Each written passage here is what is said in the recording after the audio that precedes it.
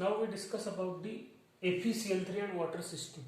Now this is the two component system because composition of all phases is expressed in terms of two chemical equation, that is FeCl3 is the one equation and H2O is the other equation. So this is the two component system. Okay, this is the plot of temperature versus composition. This is a phase diagram of this FeCl3 and H2O system. Now in this system there are 7 phase condensed system. Okay, so which 7 phases are there? So this first phase is the ice. First phase is the ice. Then ice reacts with FeCl3 to give us FeCl3 12H2. That is FeCl3 12H2. It is called as the dodecahydrate. It is called as the dodecahydrate because FeCl3 reacts with water to give the 12H2. FeCl3 12H2. It is dodecahydrate. Then FeCl3 7H2. It is heptahydrate.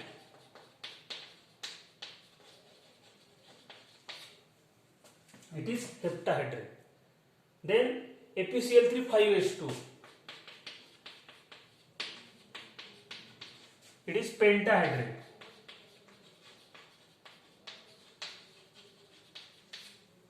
It is pentahydrate. Then FeCl3 4H2. It is FeCl3 4H2 tetrahydrate.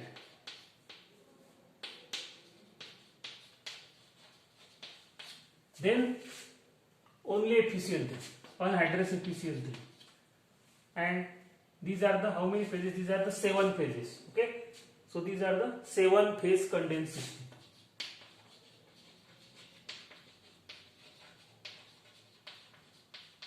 This is the 7 phase condensed system. So there are 7 different phases. Okay. Now we explain this phase diagram. Now what is this A point? The point A represents the melting. This is the ice. Here it is 100% ice, 100% FeCl3. So it is ice. So here is the temperature. Here is the melting point of the ice. Okay. And we continue the addition of FeCl3 like this. We continue the addition of FeCl3 into the ice. Now this A represents a temperature that is 273 Kelvin, that is 0 degree centigrade. This is the 0 degree centigrade. This is the melting point of the ice or freezing point of the water. Now when we add FeCl3 into the ice, its melting point decreases. Its melting point decreases. So when we add FeCl3 into the ice, its melting point or freezing point decreases till the point D is reached. Till the point D is reached. Now, which two phases are there along the curve AB? Along the curve AB, which two phases are there? Ice is in equilibrium with solution. Ice is in equilibrium with solution. Again, the value of F dash is again it is equal to 1. It is the monohydrate system. So the curve AB is the freezing point curve. Okay, the curve AB is called as the freezing point curve. Freezing point curve of ice. It is the freezing point curve of ice. Now at point B, the FeCl3 ice reacts with FeCl3 because we continue the addition of FeCl3. So ice and FeCl3 react to form the compound AB like this. Which compound is formed at point B? At point B, FeCl3 12H2. That is FeCl3 12H2 means dodecahydrate is forming at point B. Okay, so at point B, which three phases are there? Ice phase is there, 12H2O phase is there, and solution phase is there. So ice is in equilibrium with 12H2O is in equilibrium with solution. So ice is in equilibrium with 12H2O is in equilibrium with solution. So these three phases are in equilibrium. Again, the value of F dash is 0. The value of F dash is 0, so it is non-variant system. Now at point B, dodecahydrate is forming and its temperature then increases and this dodecahydrate melted at point C. So at point C, the temperature is increases and at point C, this dodecahydrate is melted to form the liquid having same composition that of solid. So this C is called as the congruent melting point. C is called as the congruent melting point. C C is called as the congruent melting point, and the curve BCD, is called solubility curve of dodecahydrate. That is, BCD is the solubility curve of dodecahydrate. Along the BCD, which two phases are in equilibrium? Along the BCD, 12H2O and solutions are in equilibrium. So 12H2O is in equilibrium with solution. The value of F dash is equal to again 1. So this is the solubility curve. BCD is the solubility curve of dodecahydrate with C as a congruent melting point. Now what happens at point D? At point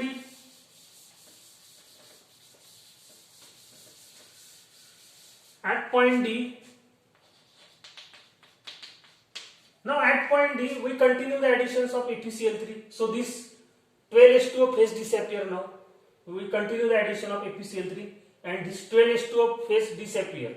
And the new phase, that is heptahydrate phase, is forming. So at point D, the 7H2O is also forming. That is heptahydrate. So at point D, three phases: 12H2O, 7H2O and solutions. So at point D, 12H2O is in equilibrium with 7H2O is in equilibrium with solutions. So the three phases are in equilibrium with each other. Again the value of F dash is again it is equal to 0. The value of F dash is 0. The system is non-varying. So now what is the DEF curve? DEF. Now DEF is the solubility curve of 7H2O. It is the solubility curve of 7H2O. It is the solubility curve of 7H2O, that is heptahydrate, with E as a congruent melting point. E is the congruent melting point. Of 7H2O. It is the congruent melting point of heptahydrate. Okay. Now what happens? We continue the addition of ApCl3. So this heptahydrate phase again disappear. All these phases get disappear, and at point D again the new phase is forming, that is pentahydrate. So at point F, 5H2O is forming. At point F, that is pentahydrate is forming. So at point F, again this is the point. So there are three phases in equilibrium: 7H2O, 5H2O and solution. So 7H2O is in equilibrium with 5H2O is in equilibrium with solution. So again the value of F dash is 0. Okay, the value of F dash is 0 here. What is this FGH curve? FGH curve is solubility curve of 5H2. FGH curve is solubility curve of 5H2.